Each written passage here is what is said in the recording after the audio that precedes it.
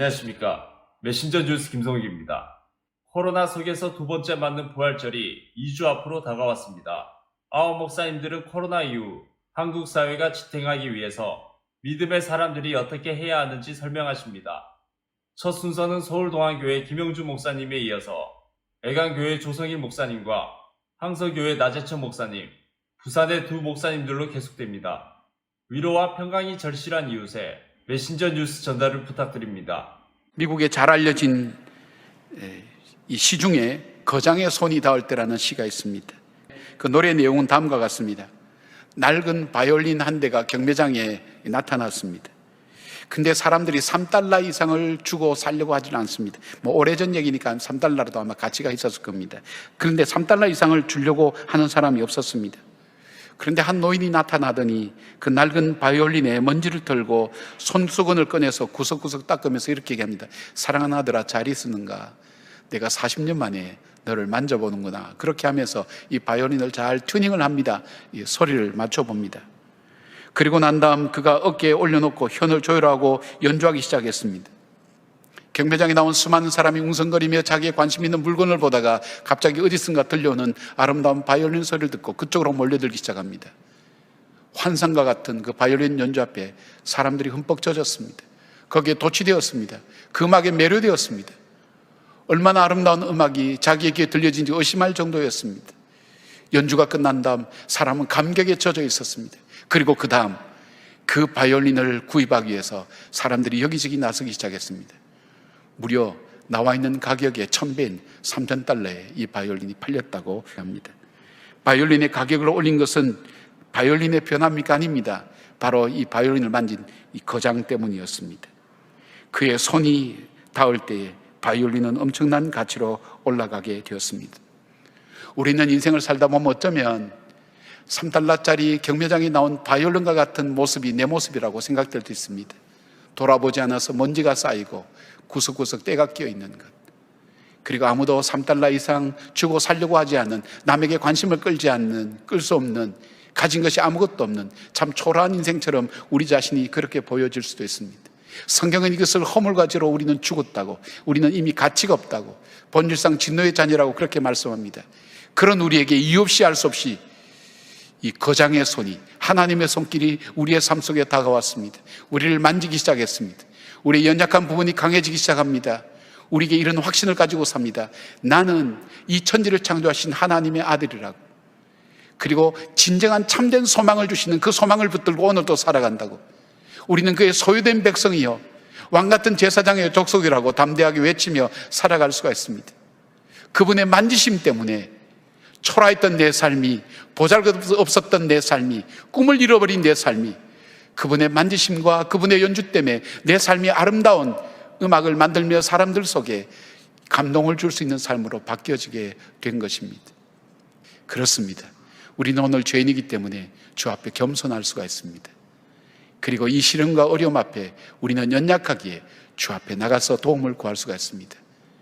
하버드 대학교에서 정치 철학을 가르치는 마이클 샌델이라는 교수가 있습니다.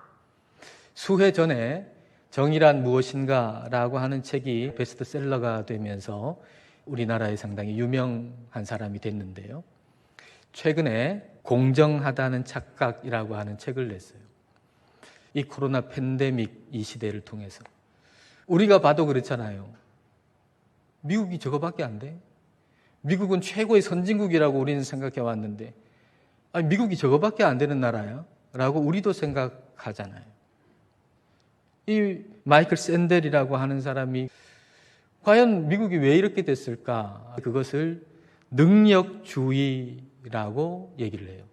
능력주의라고 하는 것은 내가 노력하고 그래서 좋은 대학에 들어가서 그래서 거기서 내 노력으로 내 능력으로 공부하고 그리고 내 능력으로 재능으로 좋은 회사에 들어가고 그래서 내 능력과 내 노력으로 그에 따른 많은 보수를 받는다. 당연한 것이다.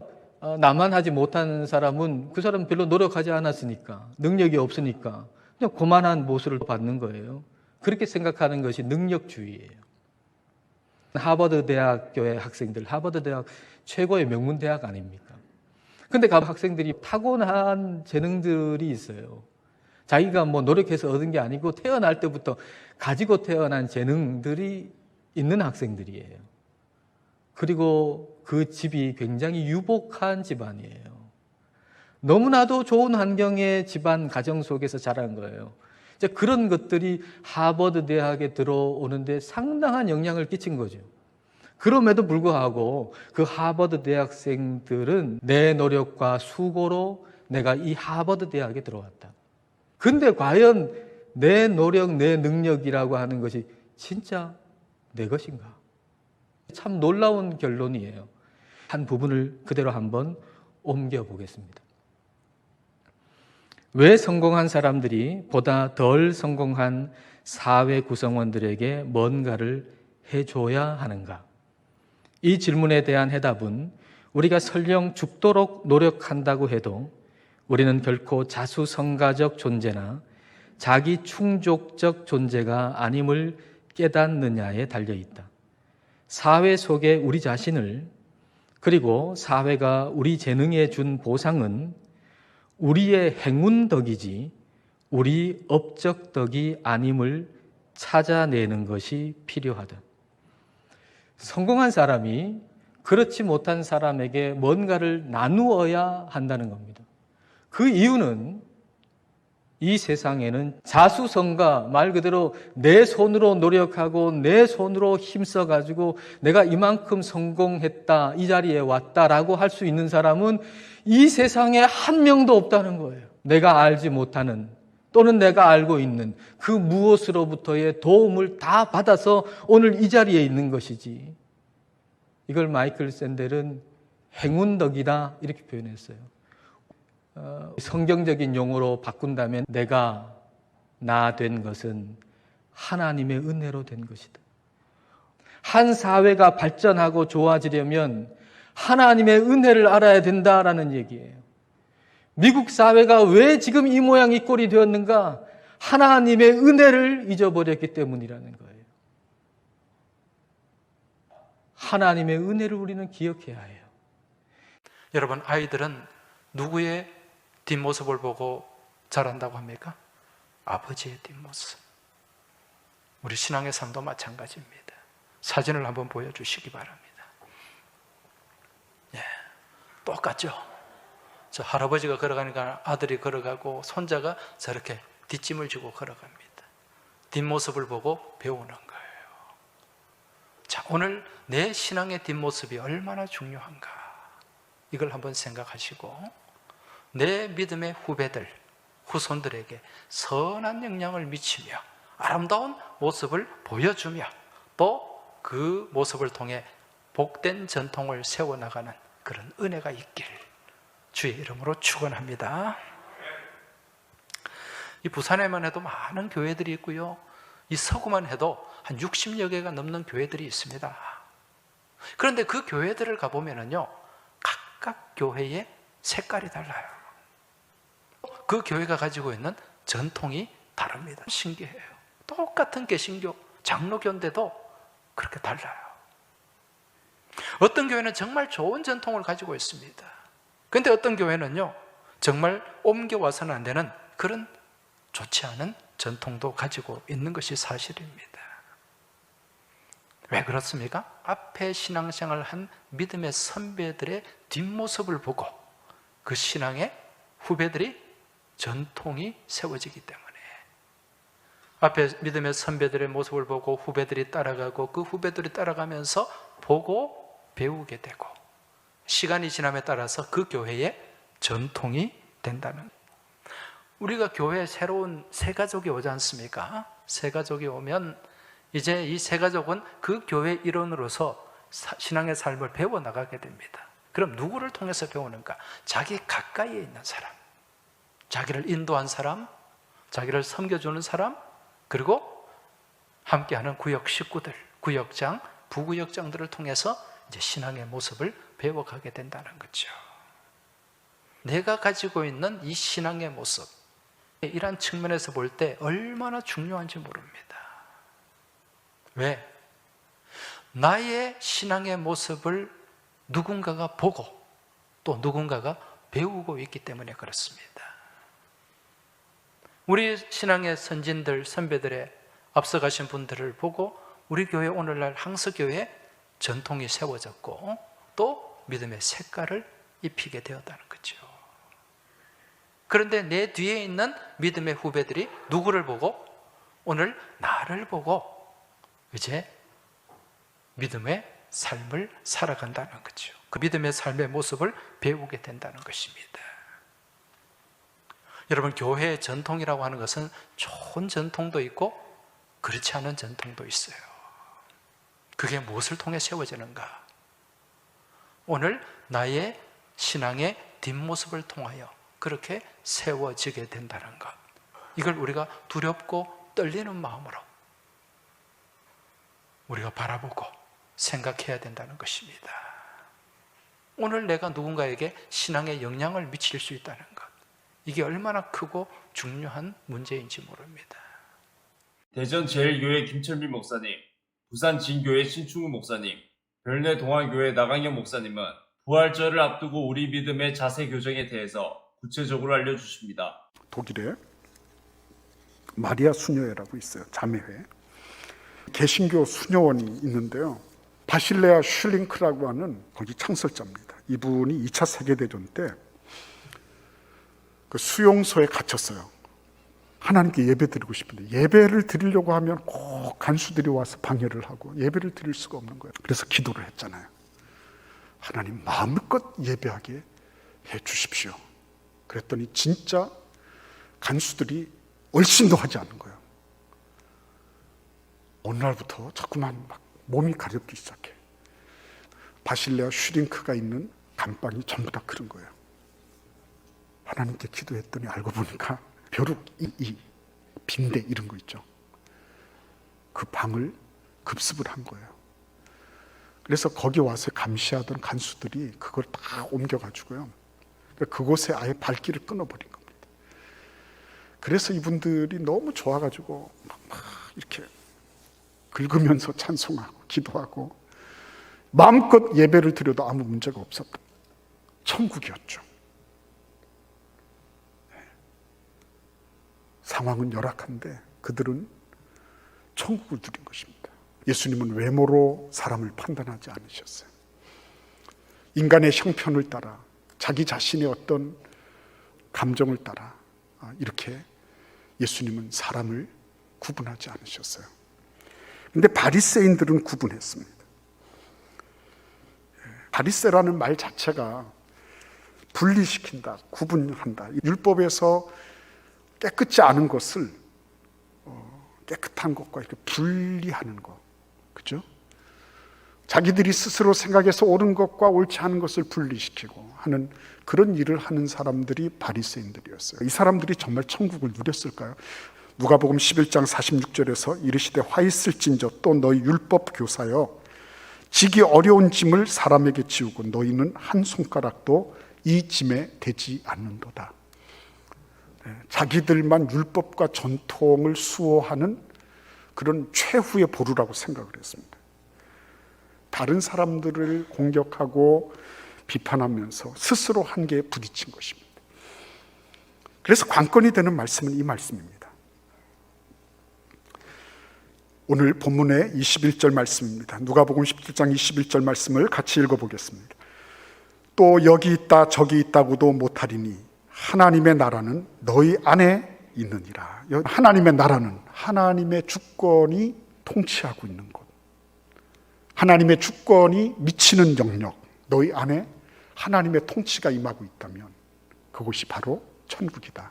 하나님의 나라는 작은 그룹을 통해서 이루어졌습니다. 그 작은 그룹, 너희 두세 사람이 내 이름으로 모인 곳에는 나도 그들 가운데 있다라고 마태복음 18장 20절에서 말씀하실 때 그 두 사람이 예수의 이름으로 모여서 예수의 이름으로 말미암는 통치를 받고 있다. 거기에 하나님이 계신 거예요. 목련이 피게 되면은 마음속에 이런 생각이 듭니다. 아, 부활절이 다가오고 있구나. 그런데 이 목련꽃은 부활의 소식만 전하고 자신은 정작 부활절을 보지 못한 채 꽃을 모두 떨구어 버리는 것입니다. 우리 교회 마당에도 목련나무가 한 그루 있는데 몇 주 전에 꽃을 피우기 시작했는데 지난주부터 이제 그 꽃이 지기 시작했습니다. 부활을 알리는 자신의 소명을 다하고 한 입 두 입 자신의 꽃잎을 떨어뜨립니다. 아마도 부활절이 되면 꽃잎이 모두 다 떨어지고 없을 것입니다. 꽃이 떨어진 자리에는 파란 잎이 싹을 내기 시작하고 있을 것입니다. 이 목련을 생각하다가 문득 생각나는 것이 있어서 제가 몇 자 적어보았는데 제가 한번 읽어드려도 괜찮을까요? 네, 제가 한번 읽어드리겠습니다. 제목, 부활의 아침을 기다리며. 한 송이 목련꽃처럼 부활을 위해서라면 주저앉고 피어나리이다. 한 송이 목련꽃처럼 부활을 위해서라면 아낌없이 지리이다. 부활의 아침, 밝아오는 기쁨을 위해서라면 내 몸이 다 져도 만족하며 기뻐오리이다. 네, 이 목련이라고 하는 것은 누구보다 부활을 먼저 알리지만 그러나 자신은 정작 그 부활절을 보지 못합니다. 자신에게 주어진 소명을 다하고 모든 사람들에게 부활의 소식을 알리는 꽃입니다. 여러분, 우리의 인생도 영광만을 쫓아가는 인생이 아니라 우리에게 주어진 하늘의 소명을 다하는 우리의 삶이 되기를 소망합니다.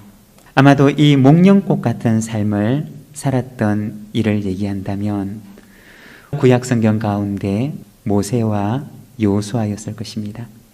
모세라고 하는 사람은 나이 80에 하나님의 부르심을 받아서 이스라엘 백성들을 이끌고 광야에서 40년간의 고난의 여정을 걸어가게 됩니다. 그 자신은 정작 가나안의 문턱도 밟아보지 못하고 하나님의 부르심을 받습니다. 그렇지만 그 누구보다도 가장 어려운 그 시절에 하나님의 귀한 도구로 쓰임을 받았던 사람이 모세였습니다. 여호수아도 마찬가지인데 모세의 뒤를 이어서 이스라엘 백성들을 이끌고 가나안 땅에 들어가서 정복 전쟁을 수행하게 됩니다. 그렇지만 가나안 땅의 기쁨과 평안을 자신은 누리지 못한 채 그는 오직 자신의 소명을 다하고서 하나님의 부르심을 받게 됩니다. 어떤 마술사가 있었는데요. 집에 쥐가 한 마리 돌아다니는 것을 보게 됩니다. 쥐는 항상 겁에 질려서 벌벌 떨고 있는 거예요. 쥐가 두려워하는 것은 바로 고양이였습니다. 마술사는 쥐가 너무 불쌍해서 고양이로 만들어줬어요.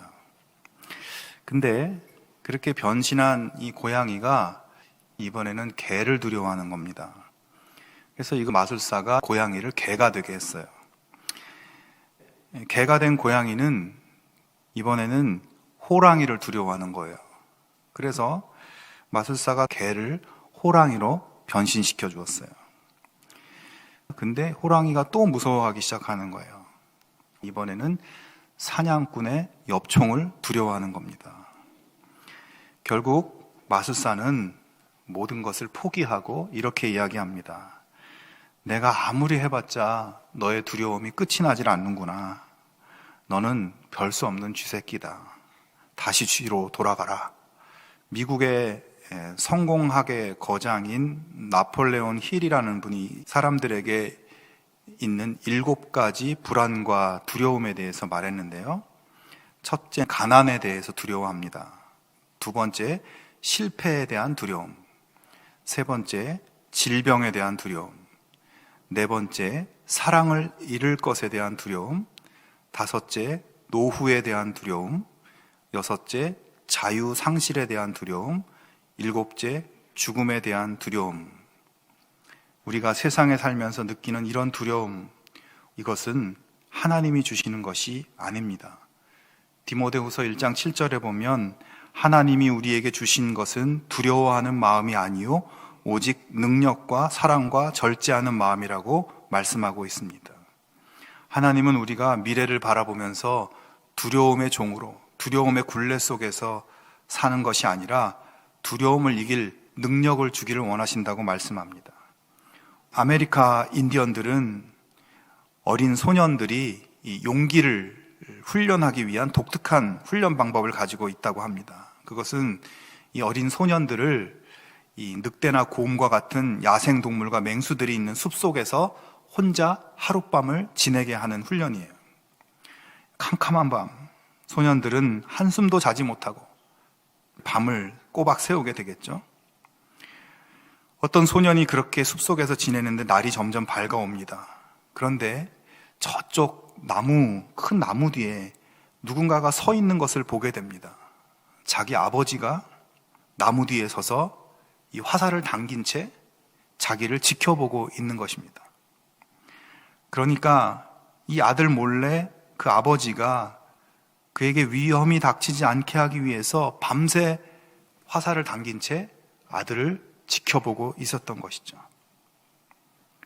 세상의 두려움은 두려워할 것이 못 됩니다. 하나님은 지금도 화살을 당긴 채 나를 지켜보고 계십니다. 경주담부교회 김상전 목사님, 고양 삼성교회 김영선 목사님, 울산 호계교회 김병문 목사님으로부터 포스트 코로나 시대를 교회들이 어떻게 대비해야 하는지 들어보시겠습니다. 한국 여자와 유대인 남자가 결혼을 합니다. 한국 여자들은 뭘 좋아합니까? 새우를 튀기고 낙지볶음을 먹고 순대를 먹습니다. 김치찌개에 돼지고기 넣는 것이 인이 박혀 있습니다. 결혼을 유대인 남자와 한다 하더라도 한국 여자가 이런 음식을 하지 않겠습니까? 이것을 버릴 수가 있겠습니까? 사회적 관계에서 음식은 중요합니다. 그런데 예수님께서 오심으로 음식 구별의 경계는 사라졌습니다. 마태복음 15장 11절에 입에 들어가는 것이 사람을 더럽게 하는 것이 아니라 입에서 나오는 그것이 사람을 더럽게 하는 것이니라 했습니다. 사도 바울도 디모데전서 4장 4절에서 5절에 하나님의 지으신 모든 것이 선함에 감사함으로 받으면 버릴 것이 없나니 하나님의 말씀과 기도로 거룩하여 지미니라. 골로새서 2장 16절에서도 이렇게 말씀했습니다. 그러므로 먹고 마시는 것과 절기나 초하루나 안식일을 이유로 누구든지 사람을 비판하지 못하게 하라. 먹는 문제 가지고 비판하지 못하게 하라 그랬습니다. 그러나 건강과는 연관이 있습니다. 그래서 레위기 11장을 건강백과사전 그런 별명을 붙입니다. 미국의 내과 의사였던 맥스웰 박사는 질병 없이 보내기라고 하는 그 책에서 레위기 11장에 나와 있는 그 음식 규례를 그대로 지키게 되면 우리는 건강하게 살아갈 수 있다 그렇게 주장을 했습니다. 그렇습니다. 율법의 형식과 제도는 폐지되었습니다만은 그 정신과 원리는 아직도 유효함을 우리는 기억하셔야 됩니다. 그렇다면 음식 규정이 오늘 우리에게 무슨 의미가 있는 것입니까? 우리 성도들이 이 세상을 살아가는 분명한 목적을 선언하고 있는 거예요. 우리는 인생 목적이 달라야 합니다.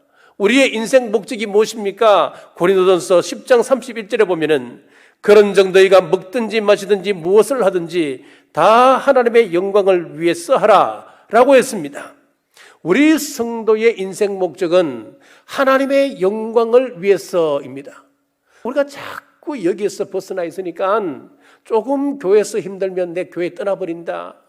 조금만 교회에서 시험 들면은 이 교회가 다냐 이야기하는 거예요. 우리 인생 목적을 분명히 하셔야 됩니다. 삶의 목적을 분명히 하셔야 됩니다. 삶의 목적이 분명하면 하나님의 영광을 위하여서 이 목적이 분명하면 우리가 다른 잡다한 것에 기울일 필요가 없는 거예요. 자, 음식 규례를 읽으며 세상과 짝하고 살지 말고 세상과 구별된 삶을 살라고 하나님의 영광을 위하여 살려고 이 말씀을 주시는 것이구나 깨달으시고 구별된 삶을 살리라 결단하는 우리 모두 되시길 주님의 이름으로 축복합니다. 한국교회 상당수 그리스도인들이 열심히 믿습니다. 열심히 모입니다. 열심히 기도합니다. 봉사도 열심히 합니다. 예? 성경 공부도 나름대로 열심히 합니다. 그리고 교회 출석도 참 열심히 해요. 신앙생활 오랜 세월 그런데 하지만 제대로 훈련이 되지 못해서 말씀의 기초가 약하고, 말씀의 기초가 약해서 뭘 믿는지를 모르는 경우가 많이 있습니다. 뭘 믿는지를 잘 모르니까요, 어떻게 살아야 될지를 잘 모르는 경우가 이어지는 거예요. 믿음대로 될지어다. 믿는 만큼 사는 거니까요. 한국 교회가 이런 걸 극복할 필요가 있습니다. 결과가 그걸 증명하는 거예요. 한국 교회, 한국 사회에 이단이 기승을 부리고 많은 성도들이 이리로 저리로 이단에 휩쓸리고 빠지고, 사실 코로나19로 인해서, 팬데믹으로 인해서 우리 교회가 참 공격을 많이 받았지 않습니까? 그 출발점을 가만히 보면 이단이에요, 이단. 우리 한국 영적 세계가 얼마나 취약한지 이 코로나19 팬데믹으로 인해서 만천하에 드러난 거예요. 영적 세계의 빈곤함과 취약성이 그대로 다 드러났어요. 교회가 많고 그리스도인들이 많은데 영적으로는 대단히 취약한 거예요. 그릇된 것에 확신을 가지는 거예요. 자신을 바르게 지키고 바르게 설 수 있는 이 믿음의 확신을 가지고 열심히 살아갈 수 있어야 하겠습니다. 그리스도인들이 확실하게 가지고 있어야 할 믿음의 확신, 확실하게 믿고 확신 가운데 살아야 할 내용이 5가지입니다. 첫 번째가 구원의 확신입니다. 예수 그리스도를 믿음으로 말미암아 우리는 구원받았다. 이게 분명해야 돼요. 이게 나는 구원받았다. 여러분, 우리 한국교회 조사를 했는데 구원의 확신이 분명한 사람이 20%입니다. 조사가 됐어요. 20%입니다. 구원의 확신이 약한 거예요. 약한 거예요. 그리스도인으로서 하나님의 자녀로, 백성으로, 영의 사람으로 살다가 오늘 죽어도 우리는 천국 간다. 천국 간다. 로마서 1장 16절에 보면 내가 복음을 부끄러워하지 아니하노니 이 복음은 모든 믿는 자에게 구원을 주시는 하나님의 능력이 됨이라. 먼저는 유대인에게요, 그리고 헬라인에게로다. 복음은 모든 믿는 자에게 구원을 주시는 하나님의 능력이다. 구원이요, 능력이다. 네? 이런 구원의 확신과 고백이 여러분 분명할 수 있기를 바랍니다. 가룟 유다가 특별한 사람이라고 생각하십니까? 그렇지 않습니다.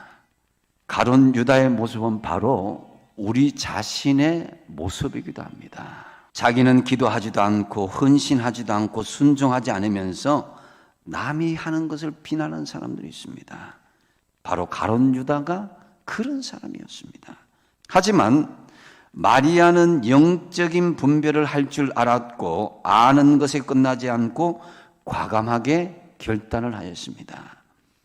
예수께서 이르시되 그를 가만두어 나의 장래할 날을 위하여 그것을 간직하게 하라. 가난한 자들은 항상 너희와 함께 있거니와 나는 항상 있지 아니하리라고 그랬습니다. 여러분, 합리적이고 이성적인 논쟁에서 상대방의 자존심을 상하게 하고 그 일로 상대방의 명예를 실추시켰다면 논쟁에서 이겼다고 해도 그 사람은 패배자입니다. 시비보다 더 중요한 것은 사람을 얻고 친구를 만드는 것임을 왜 모릅니까? 가룟 유다는 이것을 깨닫지 못한 채 논쟁에 이기고 판단하고 따지려고만 했습니다. 한 남편이 큰 마음을 먹고 아내를 고급 식당에 데리고 갑니다. 그래서 제일 비싼 음식 시키도록 했습니다. 남편은 아내가 맛있는 것, 그 모습만 보고도 참 마음이 기뻤습니다. 그런데 지혜롭지 못한 아내는 그때 어떤 이야기 합니까? 이 저녁값으로 고기를 사서 집에서 먹으면 며칠을 배부르게 먹을 텐데 이렇게 이야기합니다. 남편이 꽃을 사들고 오면은 그거 사올 바에는 두부 한 몰하고 더 사오라고 이렇게 하면 얼마나 답답한 여인네인지 모릅니다. 물론 아내의 생각은 틀린 계산은 아닙니다. 하지만 남편의 애정을 재빠르게 돈으로 환산하는 것은 미련한 것이다는 거예요. 가난한 사람들을 돌보는 것은 분명히 교회와 우리 그리스도인들의 책임입니다. 그러나 지금은 주님을 향해 간절한 마음으로 값진 헌신을 한 마리아에게 그렇게 하는 것이 아닌 상황이었습니다. 마리아는 주님께서 십자가에 돌아가시고 장례식을 준비하는 것처럼 옥합을 깨뜨리고 기름을 발라드렸습니다. 이것은 마리아가 똑똑해서라기보다는 하나님께서 마리아에게 영적인 지혜를 주시고 잘 분별하도록 하셔서 옥합을 깨뜨리도록 결단을 하도록 하신 것입니다. 고린도전서 2장 15절 16절 말씀에 신령한 자는 모든 것을 판단하나 자기는 아무에게도 판단을 받지 아니하느니라. 누가 주의 마음을 알아서 주를 가르치겠느냐? 그러나 우리가 그리스도의 마음을 가졌느니라고 말씀합니다. 부디 영적으로 잘 분별하고 믿음으로 결단하심으로 향기나는 그리스도인으로 살아가시기 바랍니다. 아홉 목사님들의 말씀 전체를 들으실 수 있도록 전부 링크해 두었습니다. 아직 메신저 뉴스 구독을 누르지 않은 시청자님이 계시면 지금 구독과 좋아요, 알림 설정까지 부탁드립니다. 다음 주까지 안녕히 계십시오. 메신저 뉴스 김성욱이었습니다.